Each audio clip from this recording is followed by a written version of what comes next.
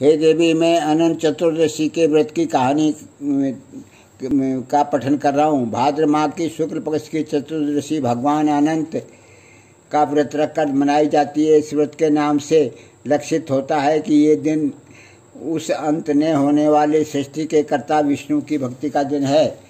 अनंत सर्व नागना मधिप सर्व का भदय सदा भूयात प्रश्नों में यक्ता नाम भयंकर मंत्र से पूजा करनी चाहिए। ये विष्णु कृष्ण रूप हैं और शेषनाग काले रूप में विद्यमान हैं, अतः दोनों की सम्मिलित पूजा हो जाती है। विधान स्नान करके कलश की स्थापना की जाती है।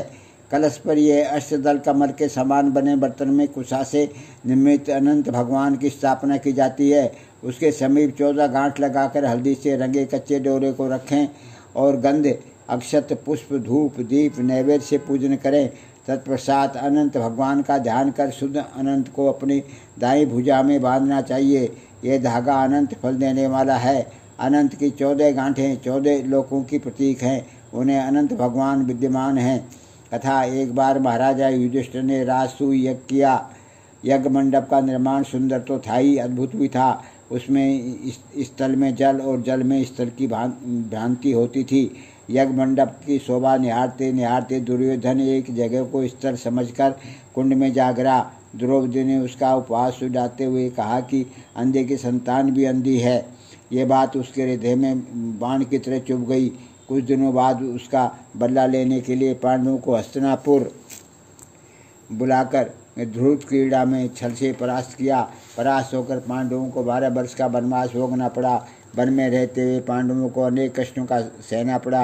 एक दिन वन में युधिष्ठिर से मिलने भगवान श्री कृष्ण आए। युधिष्ठिर ने उनसे सब वृत्तांत कह सुनाया और उसे दूर करने का उपाय पूछा।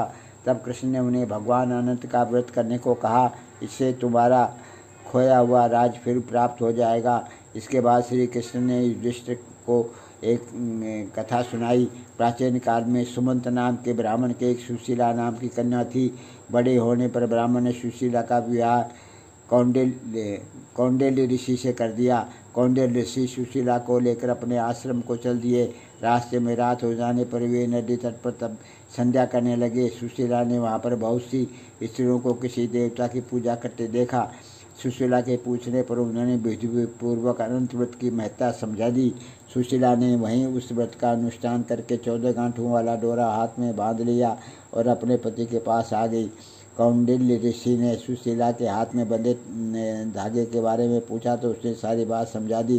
कौंडिल्य सुशीला की बातों से अप्रसन्न हो गए तथा उसके हाथ में बंधे डोरे को अग्नि में डाल दिया। ये अनंत भगवान का अपमान था।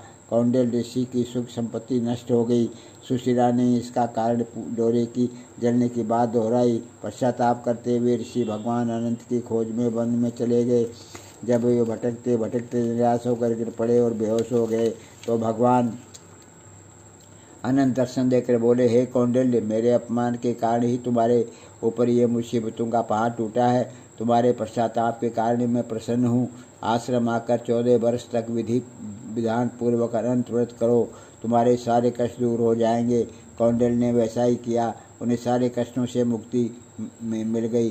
श्री कृष्ण की आज्ञा मानकर युधिष्ठिर ने अनंत भगवान का व्रत किया, जिसके प्रभाव से पांडवों को महाभारत युद्ध में विजय प्राप्त हुई। बोलो अनंत चतुर्दशी व्रत महत्व।